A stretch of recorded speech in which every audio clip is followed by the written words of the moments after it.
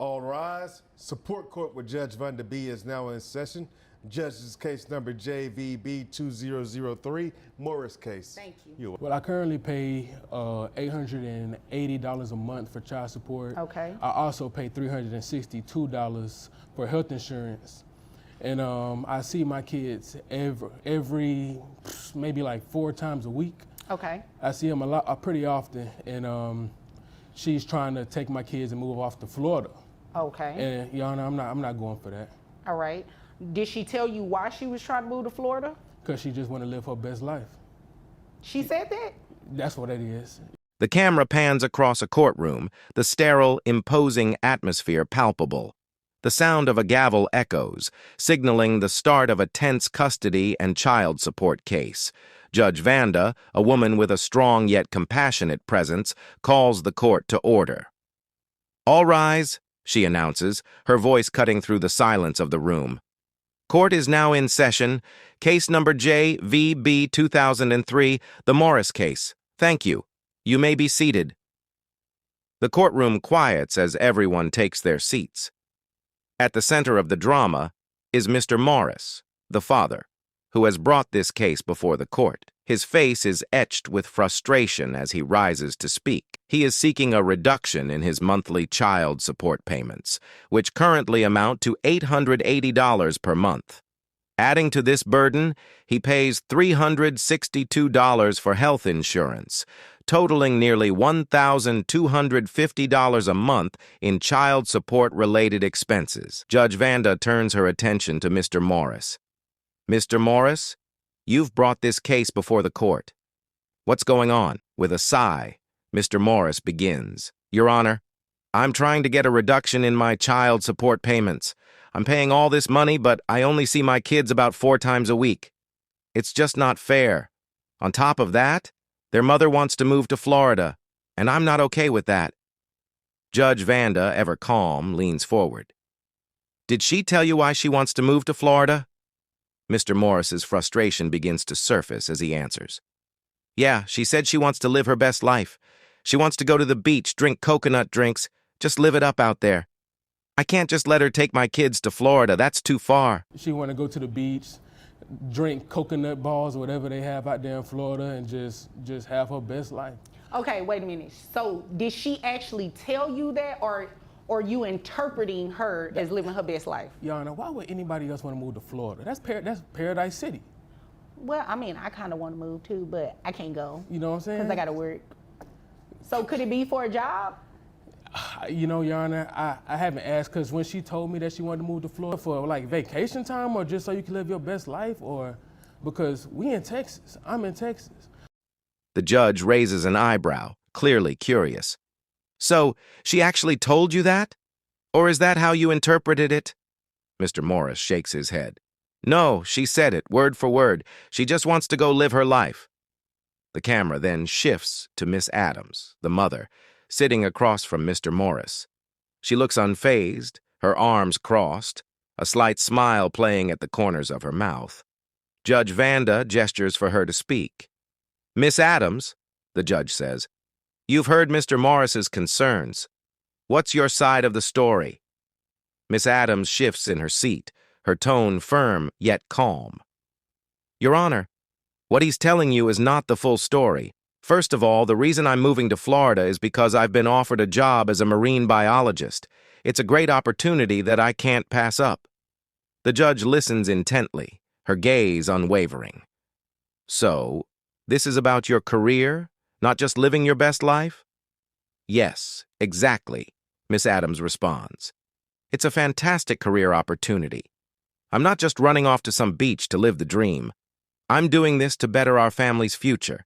Tell me about, so this story that he told, he actually, you know, you wanted to be it, or he wanted to be it. Well, I think that tells you everything you need to know about his view of relationships is very transactional. Oh, yeah. That's the word I was looking for. That's it. Transactional. Yeah. It's Okay. very much I do this and you do that, and I think the fact that he didn't even bother to mention our children's names should tell you everything about our relationship. The kids deserve to have a mother who is financially stable and fulfilled. The judge nods thoughtfully before turning her attention back to Mr. Morris. Mr. Morris, do you have any questions or concerns about that? He stands tall, still visibly frustrated. I understand she's trying to better herself, but it's not just her I'm worried about. It's the kids. They're my responsibility too. I see them every week. I pay my child support. I do my part, but now she wants to take them away, and I don't even know how I'm going to see them. Judge Vanda gives him a sympathetic look, but remains focused on the issue at hand. I hear you, Mr. Morris, but let's get back to the facts. You've been paying $880 a month in child support plus health insurance. Do you feel that amount is fair, given your current situation? Mr. Morris pauses before answering, clearly frustrated by the situation. I know it's my responsibility to support my kids, but I'm paying all this money, and I see them 4 times a week. That's more than a lot of dads who don't pay a dime, but because I'm paying this support, it's like she holds it over my head. Judge Vanda turns to Miss Adams. What do you have to say about this, Miss Adams? Miss Adams sits up straighter in her chair. I think what he doesn't understand is that this money isn't just for him to see the kids. It's for their needs. And yes, I'm moving, but I'm still their mother. Or seeing them on his phone screen, because I certainly don't see him picking up the kids and taking them to the doctor and cleaning up vomit in the middle of the night. So it's great that he thinks that that he's paying for the right to see his kids, and that there are people who don't pay child support and who see their kids a whole lot, Judge. That tells you everything you need to know about the transactional nature of relationships. They need a stable home. They need to be fed, clothed, and educated, whether they're in Texas or Florida. She leans forward slightly, her voice rising with conviction. The kids eat organic food. They're vegan, so that adds to the grocery bill. Their diet isn't cheap. And don't even get me started on the cost of rent. I'm moving to Florida, and my rent is going up from $2,000 a month to $2,800 for a 3-bedroom apartment. I need that extra space because Robert and Madison need their own rooms. Mr. Morris raises his eyebrows in surprise. $2,800 a month? That's a lot. Miss Adams nods. It's not just rent. There's flood insurance, electricity, cell phones. Our 5-year-old has a phone so she can talk to her dad, so that's another expense. I'm not asking for handouts. I'm doing this for the kids. The judge glances down at her notes, processing the information. It seems you have a lot of expenses, Miss Adams. But what does Mr. Morris's child support go toward, if not the kids' basic needs? Miss Adams's expression softens slightly. This is a child support court. That has nothing to do with us, okay? So I'm not going to touch it at all. You are free to move to Florida. However, he's coming off child support.